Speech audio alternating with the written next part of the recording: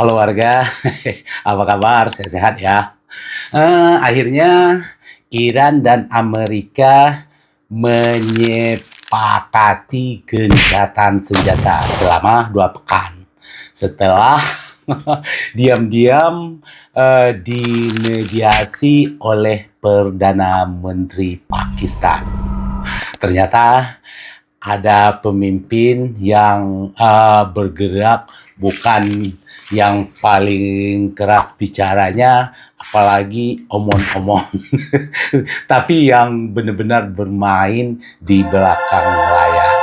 Apalagi pemimpin yang ngomong, saya sudah telepon kakanda saya di Arab Saudi.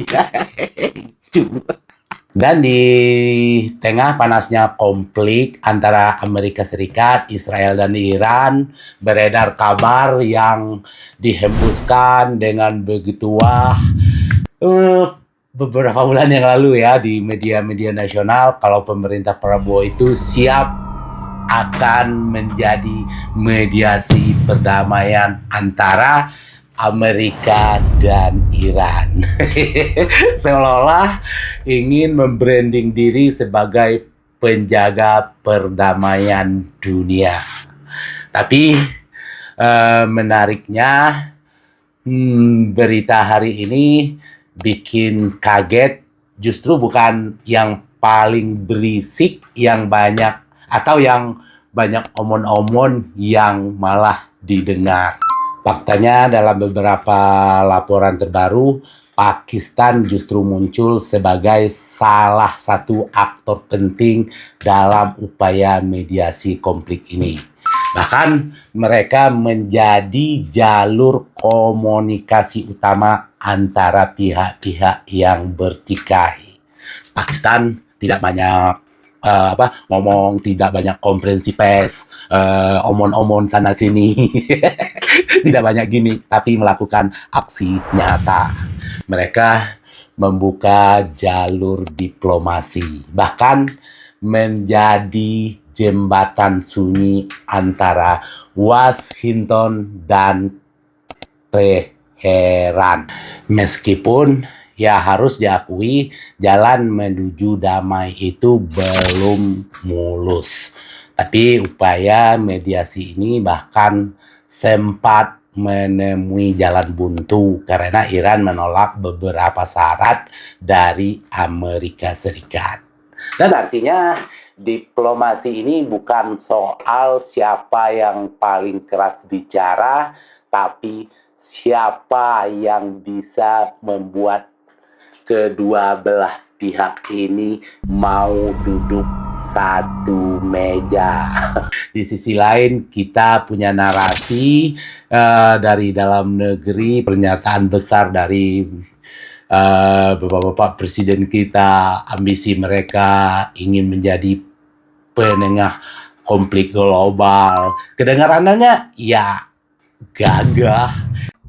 Gauman macan Asia. Tapi pertanyaannya sederhana. Apakah dunia melihat kita atau hanya kita sendiri yang merasa seperti Macan Asia. Karena dalam realitas geopolitik, pengakuan itu tidak datang dari pidato, apalagi teriak-teriak. Hidup Jokowi! Hidup Jokowi! Ia datang dari kepercayaan. Dan kepercayaan itu tidak bisa dibangun dalam satu dua pernyataan. Ibaratkan panggung teater, maka ada dua tipe aktor. Yang pertama, aktor utama yang banyak dialog. Nah, yang kedua, aktor yang sedikit bicara tapi menggerakkan alur ceritanya. Dan kadang justru yang kedua yang menentukan ending dari cerita itu. Pakistan tampaknya memilih jadi aktor yang kedua. Pertanyaannya, apakah Indonesia tidak punya potensi untuk jadi juru damai? Justru punya. Secara historis, Indonesia pernah punya peran besar dalam diplomasi global, mulai dari Konferensi Asia Afrika sampailah ke gerakan non-blok. Tapi dunia hari ini berbeda. Ini bukan era simbol. Yang ditanya bukan seberapa keras kamu bicara, seberapa kuat kamu pidato dan omong-omong, tapi seberapa besar pengaruhmu membuat pihak lain untuk mendengar kata-kata kamu itu.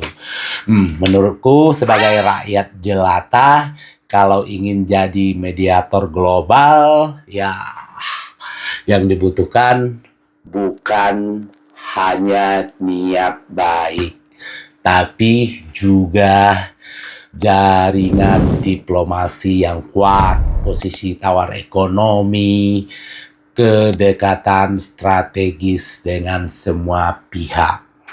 Jadi yang paling penting itu trust. Tanpa itu, ya mohon maaf, kucing tidak akan jadi macan. Pada akhirnya Pakistan bisa membuka sedikit perdamaian dunia. Selama periode jeda konflik ini, Iran menjamin keamanan pelayaran di Selat Hormuz di bawah koordinasi angkatan bersenjatanya, meskipun dengan sejumlah pembatasan teknis. Ini luar biasa ya Iran. Dalam upaya mengakhiri konflik ini, Iran mengajukan 10 poin proposal perdamaian melalui mediator Pakistan. Tuntutan utama Iran meliputi pengakuan Amerika Serikat terhadap program pengayaan uranium dan mencabut seluruh sanksi primer, sekunder, serta penarikan militer Amerika Serikat dari Timur Tengah. Selain itu, Iran mendesak pembebasan aset mereka yang dibekukan dan penghentian serangan terhadap sekutu-sekutu mereka di kawasan Teluk itu. Proses negosiasi kini memasuki tahap krusial dengan adanya pertukaran dokumen di mana Amerika Serikat juga menyerahkan 15 poin proposal balasan kepada Iran. Peran Perdana Menteri Pakistan Syarif Shehbaz menjadi kunci dalam meredam eskalasi menit-menit terakhir sebelum pecahnya perang. Dan 2 pekan ke depan akan menjadi penentu apakah dialog ini dapat menghasilkan solusi permanen bagi kedua negara ini. Terima kasih, ketemu lagi di cerita berikutnya.